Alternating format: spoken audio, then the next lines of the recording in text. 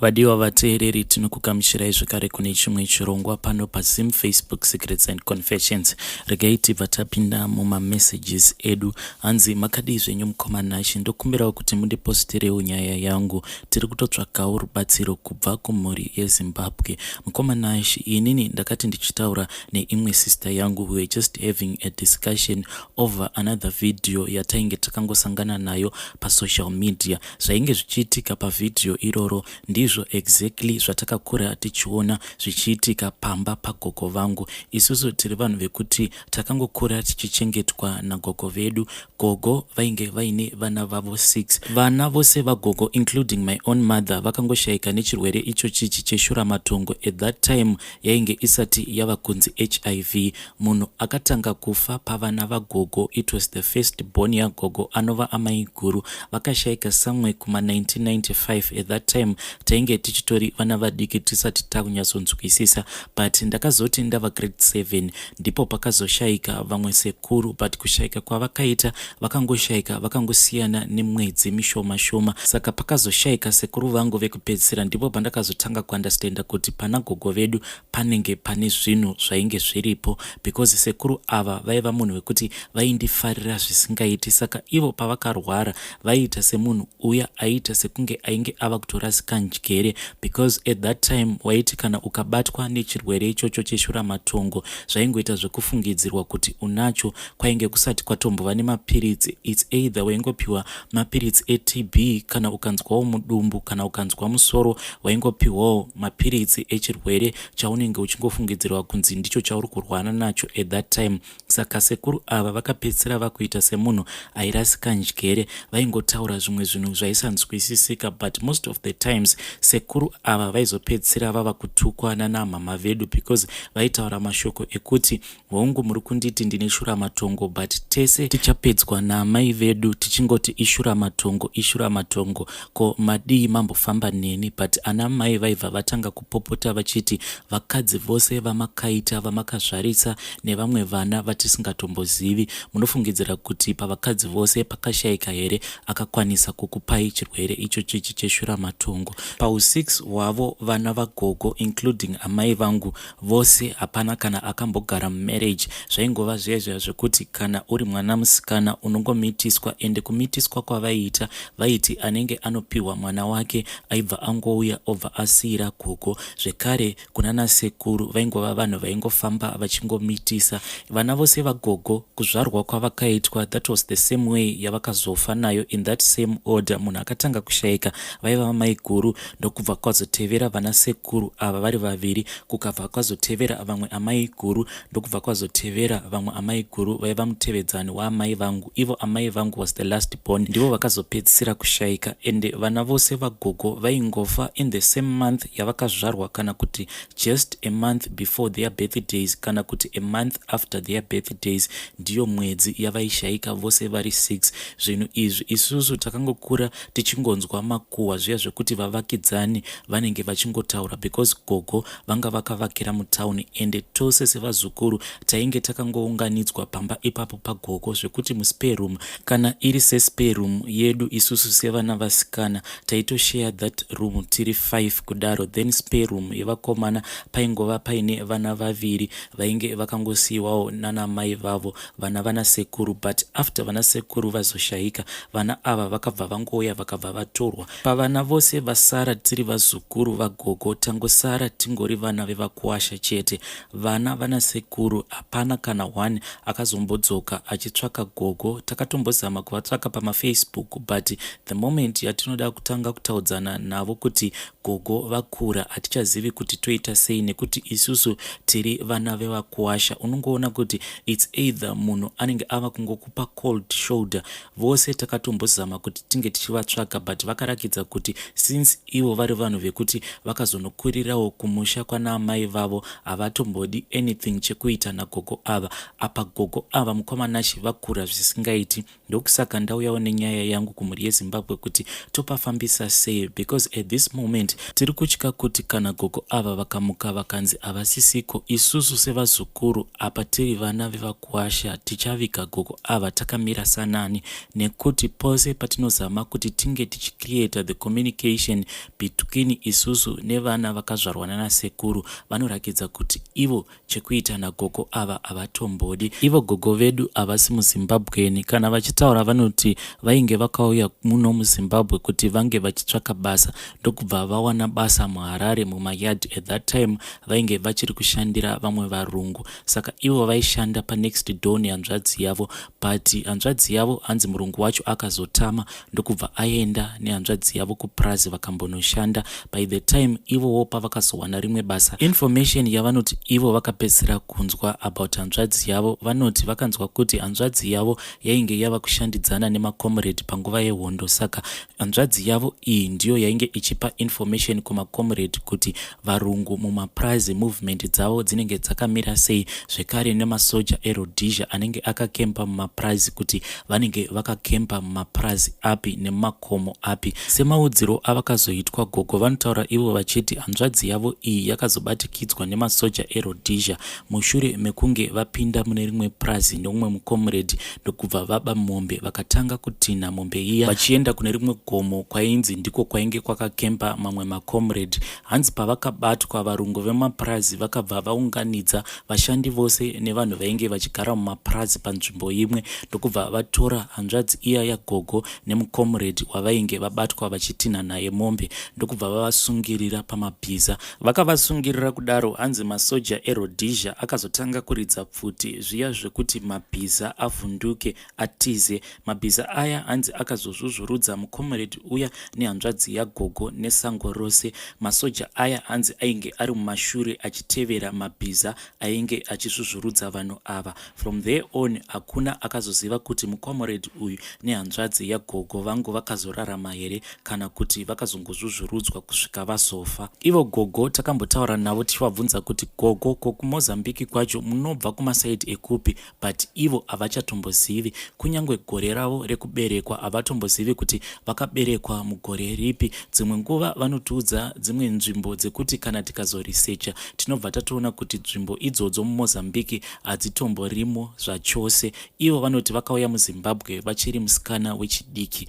Zvekare panhau yesenemu, senemu yacho yavanotiudza kuti ndiyo senemu yavo yekumusha kwavo, takaona kuti zvakangofanana nekuti mitupo yatinongoshandisa muno muZimbabwe. Saka ipapo takabva taona kuti hatina help yatinokwanisa kuwana. Ende zvekare chitupa chavanoshandisa gogo ava chitupa chekuti vakatoreswa navamwene vavo vanova amai vakabereka baba vakazobereka vana amai vedu. Zvinhu zvacho zviri so complicated, but kutoreswa kwavakaitwa chitupa gogo ava inhau yekuti painge pachidiwa muchato, nekuti nguva yacho hanzi kuti mukwanise kuwana stand muHarare maifanira kunge muri vanhu vekuti munenge muine marriage certificate. Tiri pamba iyoyo yagogo tinombozvibvunza kuti saka gogo kana vakafa imba iyi tichaita sei nazvo, nekuti pamba apa mukomanachi pane zvinhu zvakawanda zvinoitika zvekuti inini kubva zvandakazozvara vana vangu ndakazviudza kuti vana ivavo handimbofi ndakasvika navo pamba pagogo.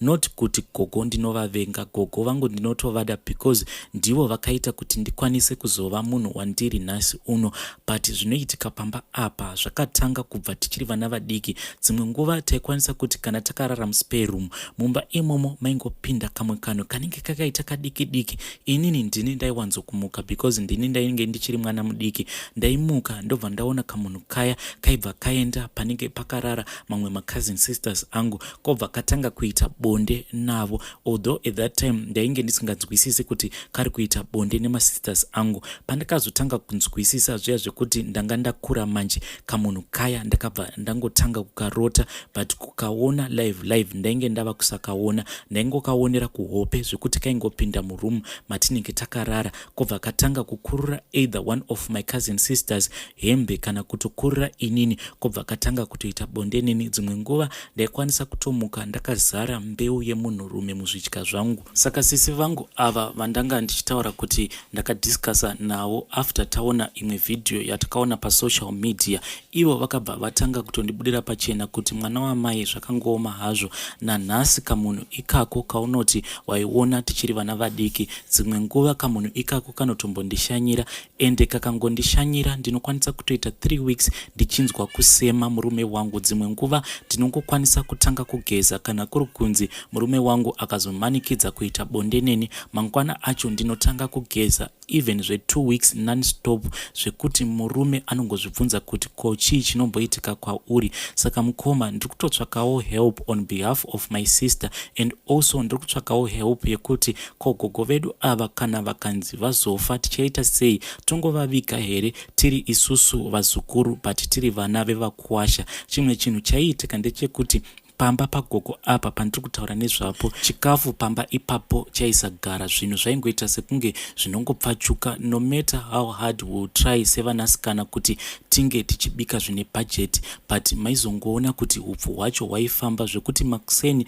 kana mukabika zvamunenge mabika, usiku kana mukada kuzobika sadza, waibva waona kuti upfu hwacho hunenge huchitoratidza kuti hwatotapudzwa. Ivo gogo vaiva munhu wekuti aisashanda, hambeno kuti mari vaiiwana kupi, because sevazukuru takawanda kudaro tose takakwanisa kuenda kuchikoro until tanyora ma-O level edu, but mari yacho kuti vaiiwana kupi waisatombonzwisisa. Dzimwe nguva waikwanisa kuti nhasi uchinyatsoona kuti mangwana upfu hwekubika panenge pasitomborina ende gogo havatomborina plan zvachose, but mangwana makuseni waizongoona mava kumutswa mubva mapiwa mari, zvobva zvanzi mari iyi chiendai munotenga bhagidhi rechibage moenda munogaisa, but upfu ihwohwo mukomanashi waisambogara zvachose. Ndo upenyu hwatakangokura tichingorarama nanhasi. Mukomanashi ini ndakambotanga ndichifungidzira kuti dambudziko iri ndini ndiri kungosangana naro, but nemamwe ma-cousin sisters angu vanhu vekuti vanongocomplaina kuti kunoko hakuna kana kumbomira zvakanaka. Kunyange ndikatenga chi25 kg, kunyange ndikatenga chi12.5,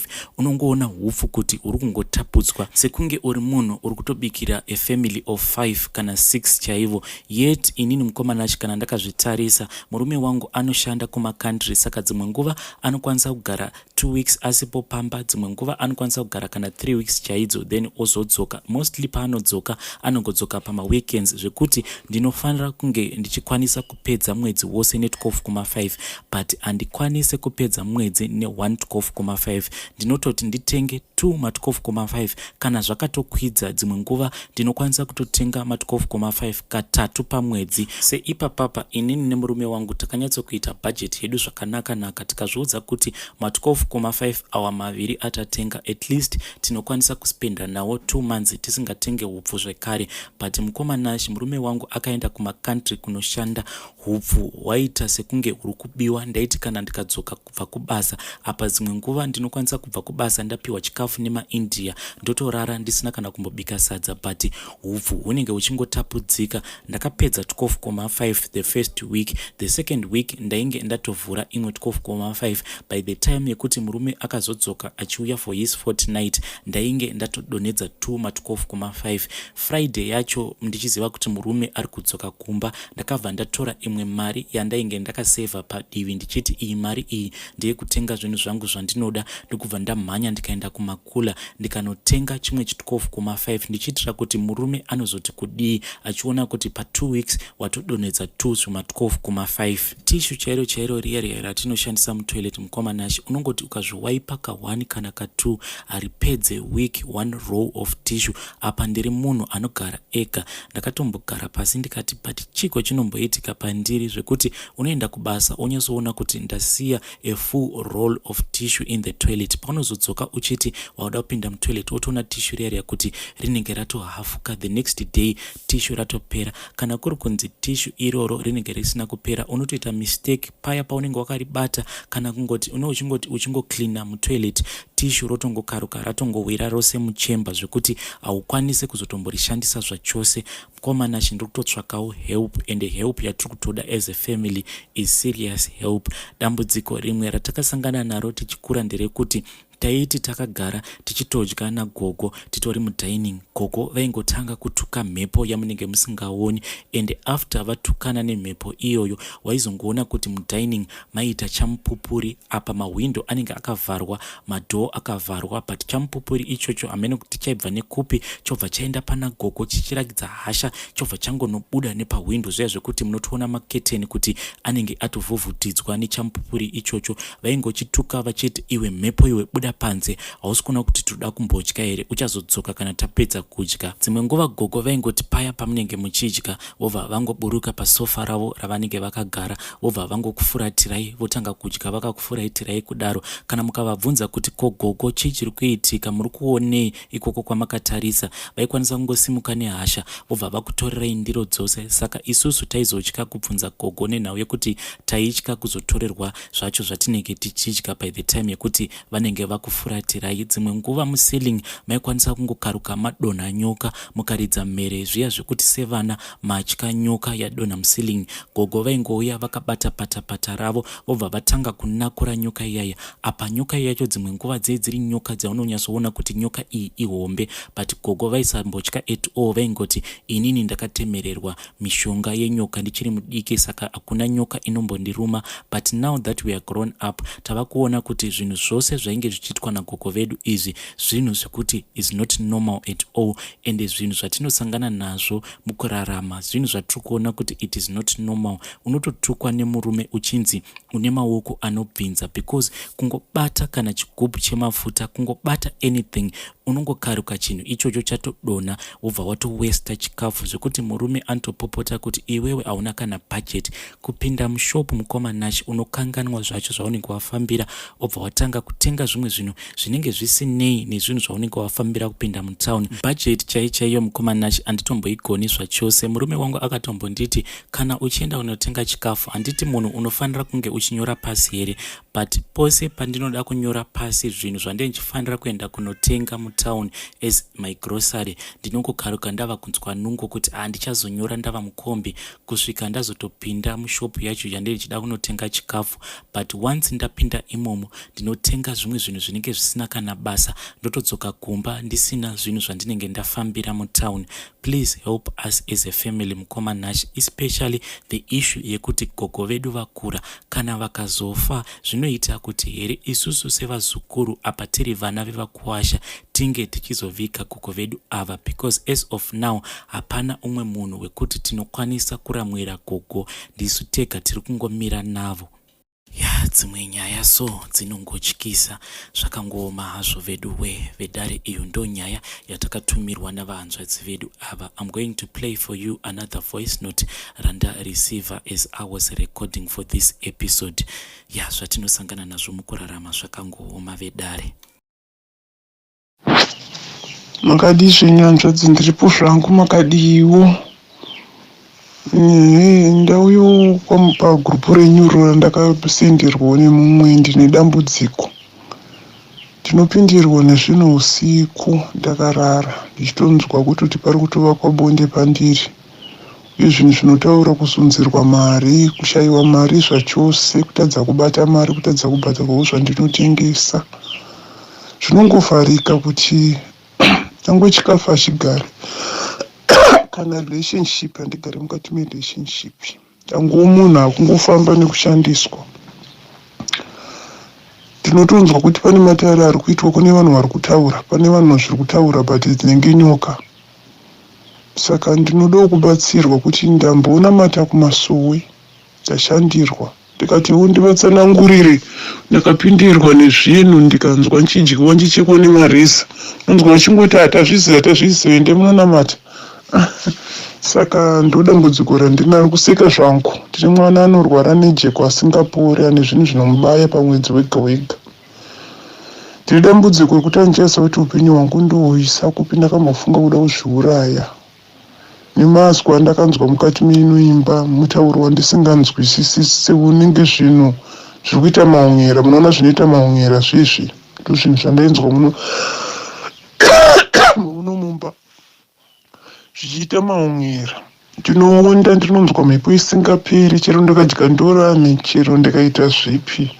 Tinotonzwa chinzi haupori, asi riri zwi rechirume rinotaura kudaro. Pane munhu akaita munhu wechikadzi anouya pagumbo rangu achiisa zvaanoisa pasi petsoka apa. Gumbo rangu rinorwadza rese zvichienda muudyu. Saka handizivi kuti ndingabatsirikawo sei. Ndinokumbira rubatsiro.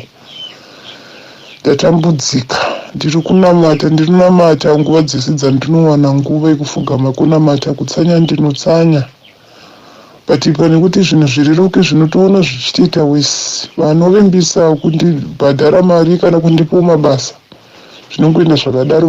Murelationship vanongondishandisa vondisiya, totozoona kuti nani chitoshandiswa nezvezvikwambo futi. Kunwiwa ropa chako ndotonzwa kuti ndikunwiwa ropa panapa. Saka ndinokumbirawo rubatsiro rwakanyanya hanzvadzi kana zvichibvirazvo.